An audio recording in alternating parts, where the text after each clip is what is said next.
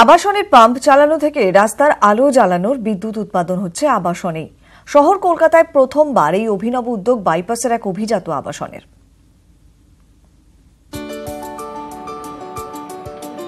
চিন্তাভাবনা অনেকদিন ধরেই চলছিল, তবে ঝুঁকি নেওয়ার সাহসটা ঠিক জুগিয়ে উঠতে পারছিলেন না।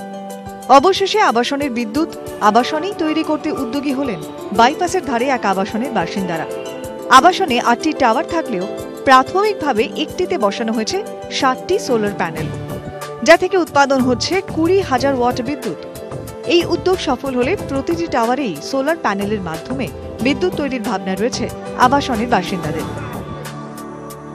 আমরা প্রায় বছর দুয়েক আগে থেকেই এরকম একটা ভাবছিলাম। সোলার পাওয়ার তো অজানা জিনিস নয়। আমাদের জেনারেল মিটিংয়ে আমরা ঠিক করতে পারলাম যে এরকম একটা প্রজেক্ট নিয়ে আমরা নামবো। সে ট্রায়াল প্রজেক্ট। আমাদের এখানে কমন এরিয়াতে প্রায় 180 কিলোওয়াটের মতন পাওয়ার কনজাম্পশন হয়। তো এইটাকে আমরা কিছুদিন দেখে এটা থেকে এখনো পর্যন্ত যেরকম রেজাল্ট আসছে, ব্যক্তিগতভাবে আমি খুব ভালোই মনে করছি। আলোশ্রী প্রকল্প ইতিমধ্যেই সরকারি আবাসনে এভাবেই বিদ্যুৎ তৈরির চিন্তা ভাবনা শুরু করেছে রাজ্য সরকার। তবে রুচিরা আবাসনের এই উদ্যোগে প্রশংসায় বিদ্যুৎ মন্ত্রী।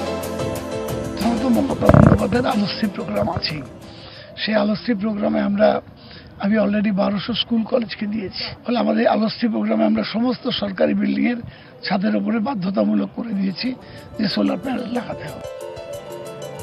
ক্যামেরায় সুমন বসুর সঙ্গে শালিনী দত্ত, নিউজ 18 বাংলা।